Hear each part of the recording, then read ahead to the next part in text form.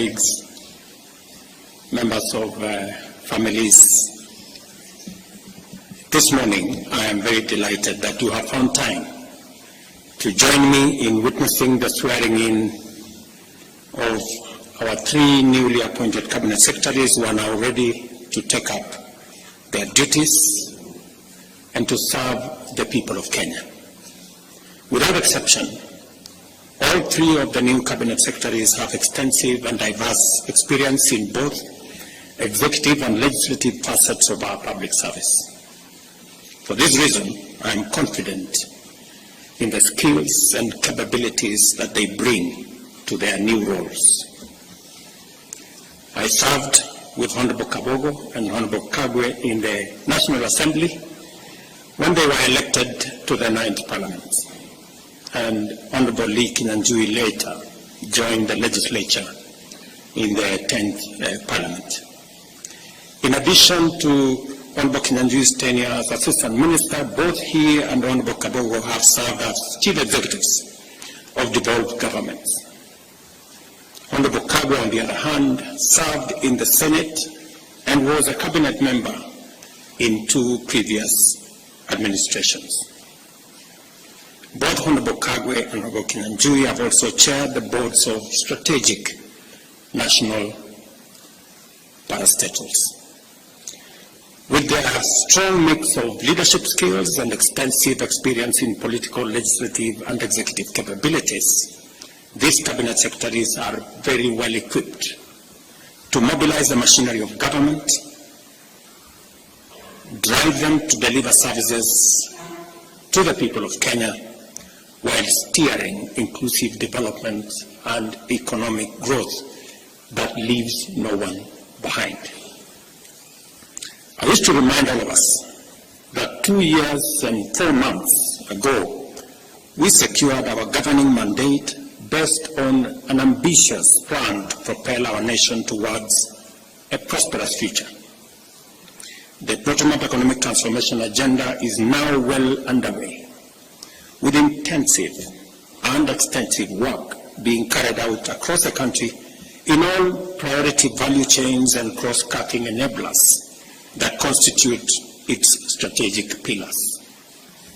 Thousands of new housing units are being built across Kenya, employing hundreds of thousands of people, facilitating transformative industrial growth in many supply chains in the construction sector, and providing opportunities for decent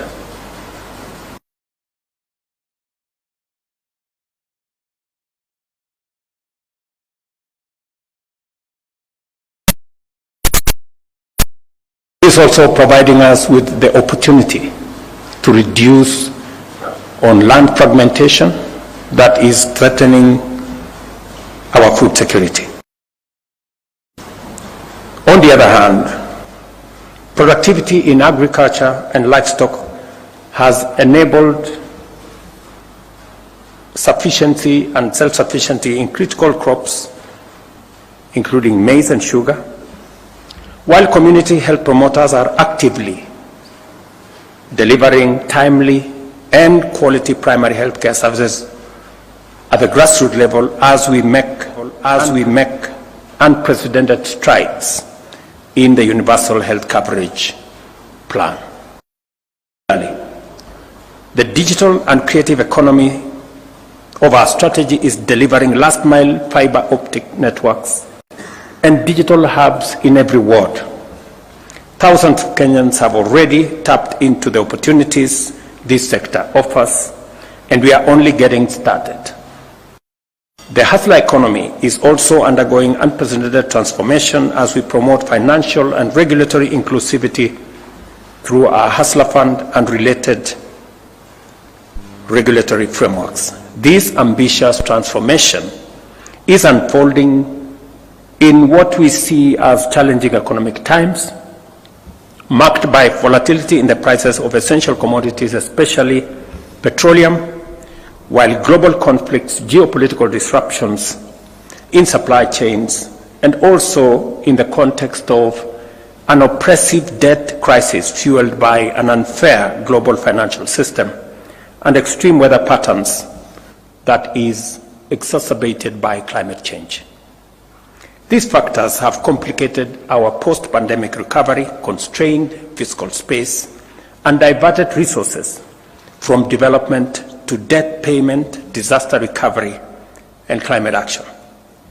As a result, our capacity to create opportunities at a pace that addresses unemployment for the growing youth population has been severely undermined. In this daunting context, the people of Kenya have tasked us with the responsibility of undertaking a historic transformation. We acknowledge the complex and dynamic challenges before us, but we remain determined to see through the implementation of our transformation agenda.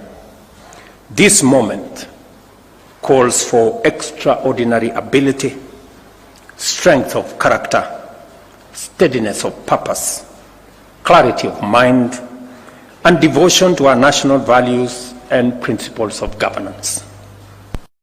It also demands unity, teamwork, synergy, and goodwill within and among various teams and organizations that comprise government. The cabinet is at the heart of this ecosystem. I therefore expect you to serve the people of Kenya with dedication, professionalism, fairness, and understanding. Specifically, to my three friends. We know each other very well, and we've come a distance together. And I know for not this administration, but for the people of Kenya. At the Ministry of Agriculture, which I have some experience, there is underway a major transformation, a shift from consumption subsidies to production support. I was very impressed to see the Honorable Kagwe take on the questions from members of Parliament with great understanding of where we want to go from here. And I am sure and confident that the transformation in the agricultural sector that is necessary from enhancing productivity, adding value to what we produce, and finding the routes to market for what we have produced is going to be front and center of your leadership of the team at the Ministry of Agriculture. Just to confirm to you that the procurement of fertilizer has already been undertaken. I will look up to you for leadership on how this fertilizer is going to get to every farmer to make sure that we eliminate any impediments, any shortcomings, the correct fertilizer to the correct farmers. And we have already seen evidence of what making sure that fertilizer is available and affordable, the kind of difference it has made in the productivity of our farmers. I am also clearly aware that you will pick up on matters to do with livestock. We did commit to the dairy farmers, for example, that we will be paying a minimum of 50 shillings. That has been done over the last 6 months. I will look forward to your leadership in making sure that that moves forward. In tea, just to inform you that maybe your first call this afternoon, we have tea that is stuck at the bottom of Mombasa. And yesterday I was talking to your team at the Ministry of Agriculture. We need to find out what are the issues that is causing the clog-up of tea at the port of Mombasa. And the good news around that space is that We enhanced our earnings from tea this last year from 180 billion to 210 billion, and farmers are expecting us to look at the future, and they expect us to do better in the coming year. I have no doubt that you have what it takes to take that forward. We have just concluded 2 days ago comprehensive economic partnership agreement with the UAE that provides us a big market for dairy products, for agricultural products.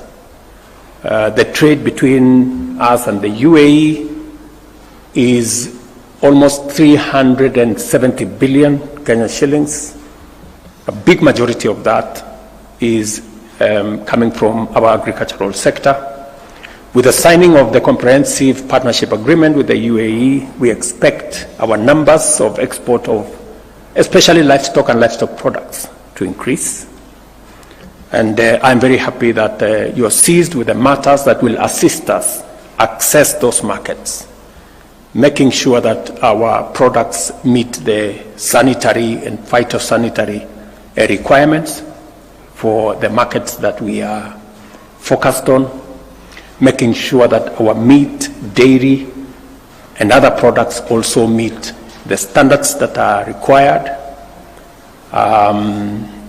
I am very confident that the challenge we've had persuading farmers to vaccination, you have what it takes. You've done it before with the vaccinations that were there. And I was very happy that you made the position, you took the position which I share, that is a voluntary exercise, and nobody will be forced to do anything. All we want is to make sure that our products meet the very high standards set by our markets. The same thing in the rest of the value chains in coffee. Me and you have already discussed the future of what we need to do in coffee, what we need to do with the avocados, what we need to do in the many other aspects. And of course, the partnership that is going to be there between the Ministry of Agriculture and the Ministry of Industry, providing the ecosystem for market access for the produce from our farmers. And that takes me to my younger brother, Lee. As you may be aware, your ministry will be handling the opening of more markets. Apart from the market we just concluded in the UAE, we're now having a robust conversation with the United States. We just, I had a meeting yesterday with senators from the United States and asking for their support, both on the extension of the Africa Growth and Opportunities Act, which you are very well aware about, that will continue to open markets for our goods and services to the United States on a duty-free and quota-free arrangement. I will be looking to your leadership for our team at the Ministry of Trade, Investment and Industry on concluding those negotiations and making sure that the AGOA market continues to be open, and also on concluding the discussions on the STEEP negotiations, the bilateral arrangement between Kenya and the United States. I will also be looking for your leadership in making sure that we take full advantage of the coming into force of the tripartite agreement between COMESA and EAC and SADC, which came into force 6 months ago, I think in June last year, and how Kenyan products can access the huge 1.4 billion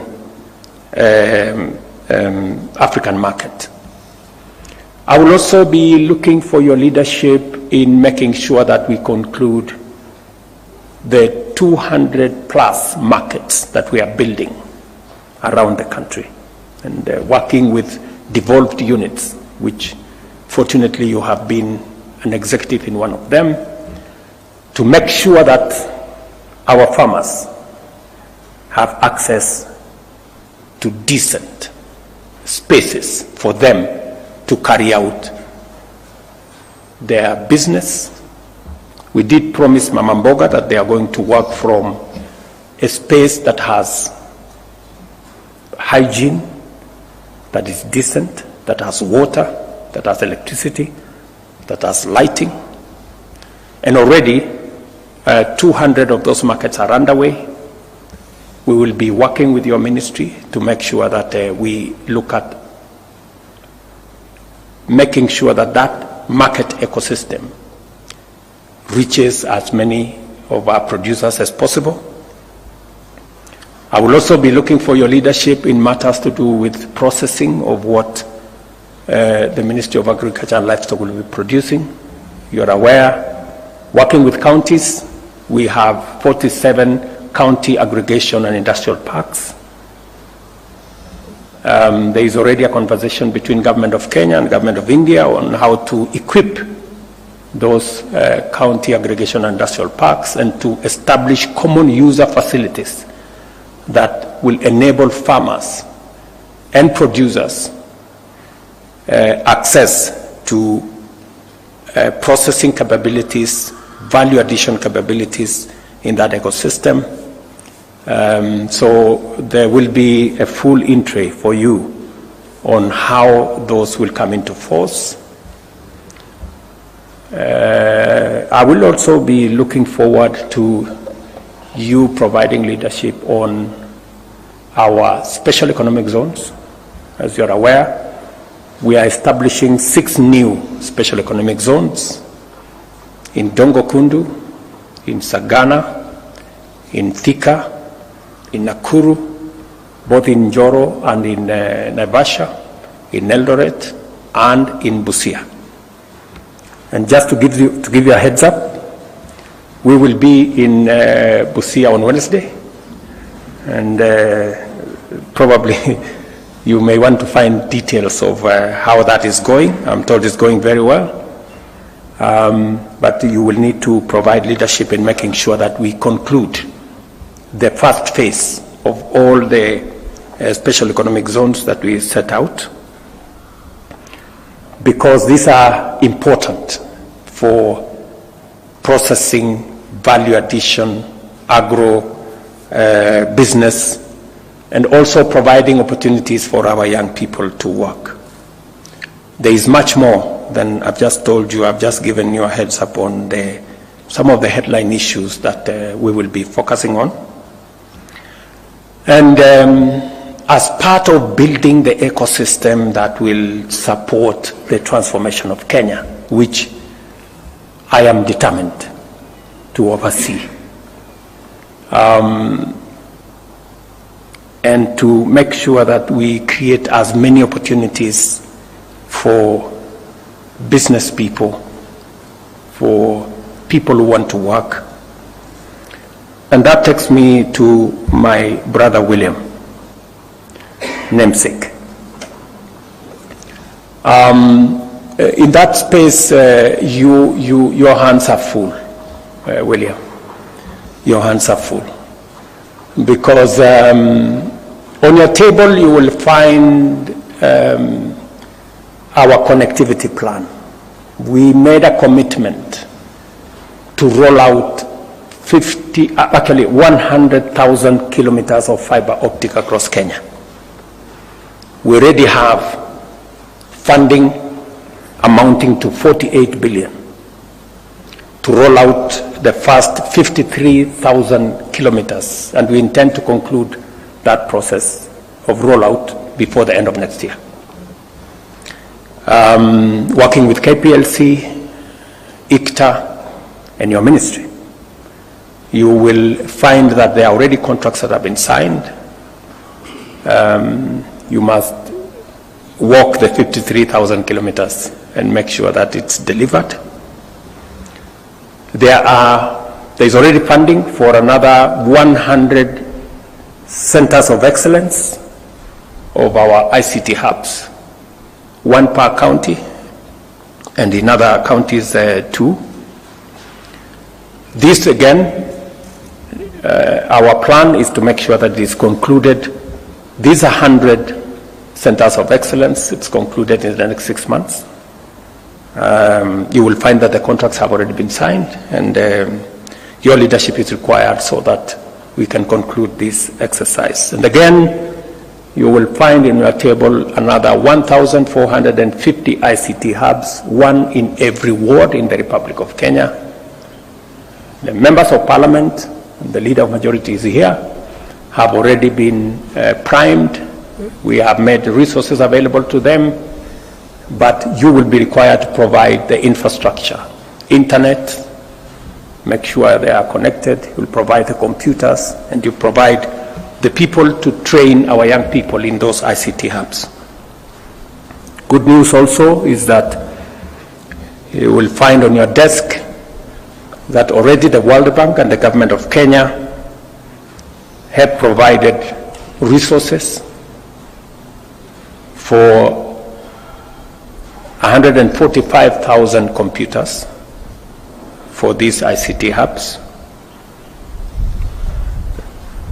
Communication Authority is providing the first 10,000 resources for the first 10,000. The World Bank is going to provide resources for 50,000 computers. And of course, the government of Kenya is going to provide resources for the balance. I will be looking to working with you to make sure that we conclude all these arrangements. If there are any loose ends, to be tied. And the good news also is that because we are building an ecosystem to make sure that the ICT space, the technology space, the space, the digital space becomes a space for work and for commerce. And just to make sure that that proceeds in the manner in which we have envisioned, Teleperformance, the largest business processing outsourcing company in the world, is now setting up shop in Kenya. And it will be a good place for you to work with them, work with the others, CCI, Summersource, and all the other BPOs in Kenya.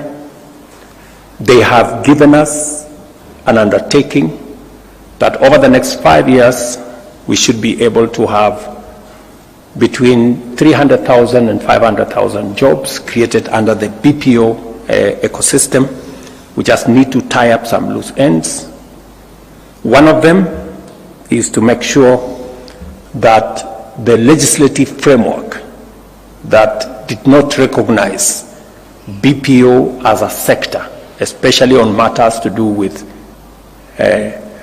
labor relations, is captured. Already a lot of work has been done. I think the Attorney General will brief you on what you need to do so that we can take steps to Parliament and properly recognize in our legislation the BPO sector as a sector that employs people. The current law only recognizes people employed on a permanent and pensionable basis with a letter of employment from somebody. This space operates differently, and therefore we need to capture it and to work towards making sure that we provide opportunities. Between the BPO sector, Waziri, and all the other online workers, our expectation is that we should be able to have at least 1.5 million people working in that digital space. Already, a lot of work is going on in our TVETs. There are some already set up ICT hubs, and I'm very confident that under your leadership, we will be able to create the necessary environment for the young people of Kenya to take up their talents, their energy, and their expertise in the digital space to work, to create commerce, to do business, and to move forward. I am also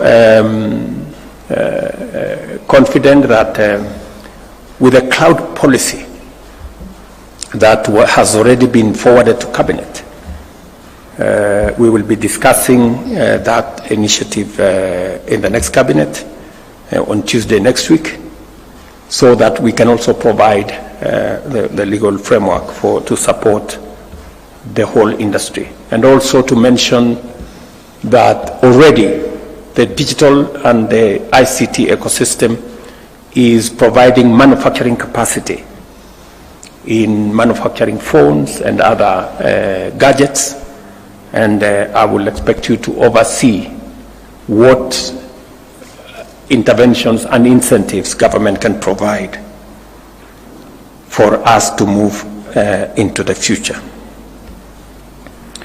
Allow me, therefore, to say that I expect you to serve the people of Kenya with dedication, professionalism, fairness, and understanding.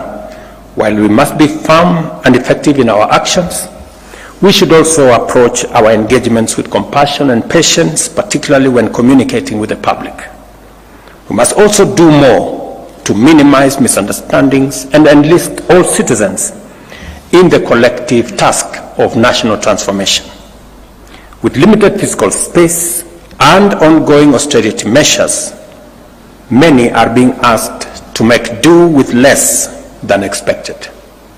It is important that we consistently clarify the state of affairs and articulate our vision, embracing short-term austerity for long-term prosperity, while prioritizing investment in the multipliers of opportunity and abandoning expenditure on consumption. To articulate this position effectively, we must be transparent, accountable, and efficient in managing public resources. We must be excellent stewards of public funds, taking a strong stand against corruption and wastage. As the implementation phase of the bottom-up economic transformation agenda progresses, we must get it right every time. I trust in your ability, readiness, and willingness to provide effective leadership, and look forward to benefiting from your true and faithful counsel. I urge you to live up to the oath you have just taken every day, to obey, respect, and uphold the Constitution and all the laws, to serve the people with honor and dignity, and to hold your office with the highest integrity. Most importantly, I hope you will strive to be the strongest and most reliable link in the chain of the executive. I trust that you will be the officers to rely on for wisdom, strength, clarity, and courage. For my part, I commit to provide you with all the support, encouragement, and resources as I do to the rest of my team in Cabinet, so that you can excel in your duties and deliver to the people of Kenya. My very best wishes, and I look forward to working with you. Asanteni sana.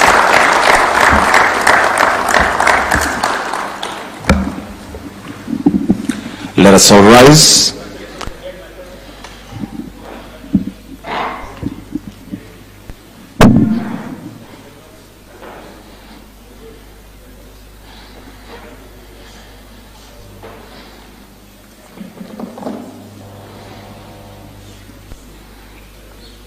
We will conclude with the national anthem briefly.